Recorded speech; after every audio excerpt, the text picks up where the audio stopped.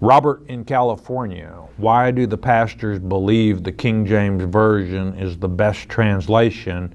And would you please consider doing a detailed study on this subject and presenting it to the congregation? Okay, well, the reason we suggest and encourage people to use the King James Version Bible is that it's the Bible that's tied to the Strong's Concordance. It's very important for people to be able to take God's Word, the letter that He wrote to you, back to the original language.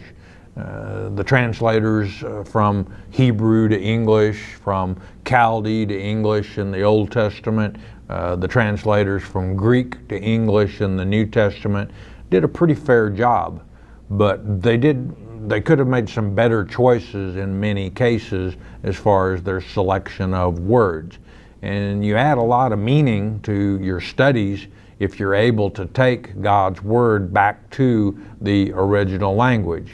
A good example, Luke chapter 14. Jesus states there that you have to hate your mother and your father if you're going to be a disciple of His. Moses taught us that you honor your mother and father.